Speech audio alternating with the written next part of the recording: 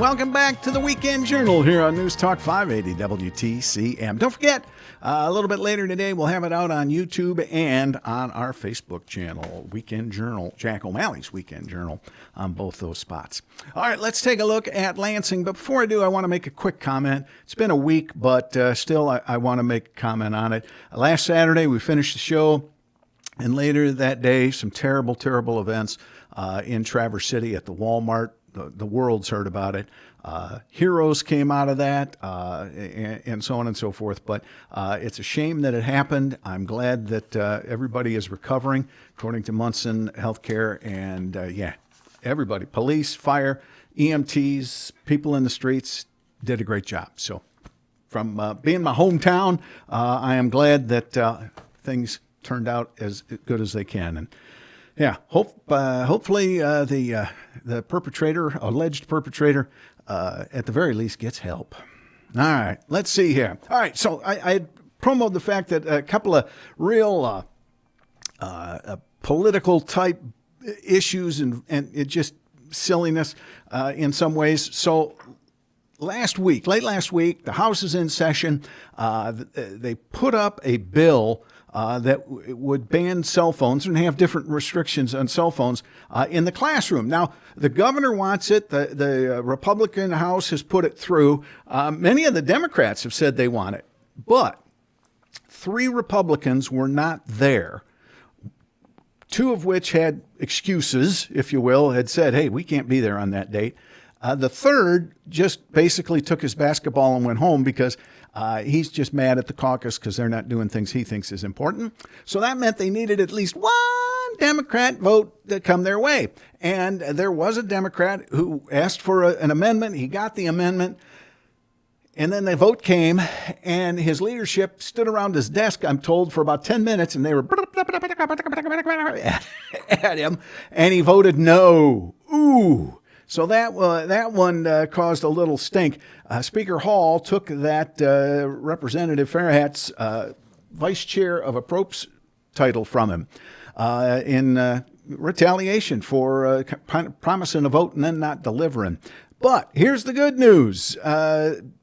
Rep. Mark Tisdale, who was the sponsor of that bill, told the Mears News folks that he has completely rewritten the legislation to a bell-to-bell mandate impacting grades K through 12. And the Senate Education Chair has put in their advice. Anyway, it's an all-new bill, House Bill 4141 with the version 4. He says everybody's for and should get passed through the next time they meet. So we will see.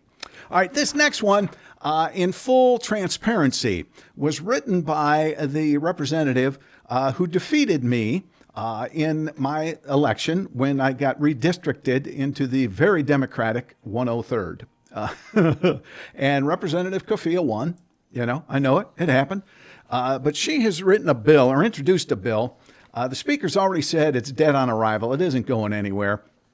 This is really a dumb bill on a lot of levels. But one area, and I said these are political things that are happening, one area where it makes sense, if you will, is the very Democratic district that she represents probably thinks this is a great idea, even though it's flawed on many fronts. So the representative introduced legislation that would require all law enforcement, but especially federal law enforcement, to display a name or badge number, name or initial of their agency, and not wear masks. She said that there are concerns from her constituents that unidentified masked immigration customs enforcement agents could detain individuals, et cetera, et cetera. Now, I will agree that I think any agent should say police or FBI or DEA or ICE, whatever. They should be identified so you don't just think you're getting mugged. But first of all, the state has no jurisdiction over federal rules. So ICE agents could wear clown outfits if they wanted to, and the state has no say on it. So the representative, you lose on that one. And second of all, then the people who are rioting should not wear masks. I've talked to several law enforcement over the years who've talked about if the bad guys know who you are, there's retaliation. Drug enforcement folks, especially with the cartels and whatnot watching them all the time, They always wear masks. So if you're going into a hot situation with protesters and people throwing rocks and Molotov cocktails, you don't want those people knowing who you are and your badge number so that they can go and attack your family. So, Representative,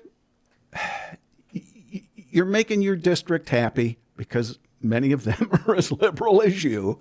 But to say that and to try and put that in law is just foolish. And Speaker Hall has already said ain't going anywhere. So when I saw that, I thought, why is she doing this? And then I realized, it's to score points in her district. She's already been on the record as wanting to abolish ICE. So there you go. All right, let's move on. Winnie Brinks. If you felt the earth move, it wasn't that earthquake in Russia. It was Winnie Brinks saying she supports all sales tax money from the gasoline pump going to the roads. First time she's done that. So that's huge. Now, doesn't mean anything's moved forward other than that as they continue to struggle to get a budget done. I've heard that the Senate has, now they could change this, but the Senate has no date scheduled for month of August. So right now it appears that after Labor Day, they'll come back in and that's when they'll start talking budgets for sure. So, to be fair on this, the Republicans slow walked their budget talks for a lot of reasons, whatever, but they slow walked it.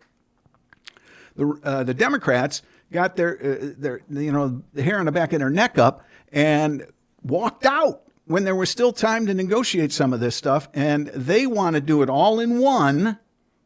And the Republicans and the governor appear to say, hey, let's do schools and roads together, and then we can figure out the rest of it. So we'll see what happens, but that's kind of where we stand on the budget front. There was concern that Michigan would lose education money from the feds. U.S. Education Secretary Linda McMahon told the National Governors Association at its summer meetings that the Trump administration plans to release $5 billion in previously appropriated funds. So Michigan will get whatever was coming to them. Let's see here. Oh, yeah. So we're trying to, we had this law passed by the governor and the Democratic House and Senate last term that says we got to be green by 2040. Well, that means now that the electric grid has to be updated and new lines installed to be able to make that happen, right?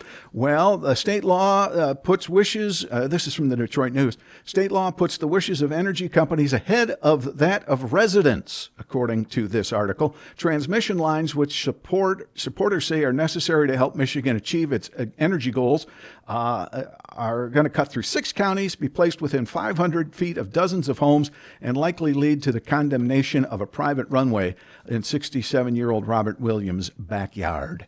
So, but we could be green by 2040. Woohoo!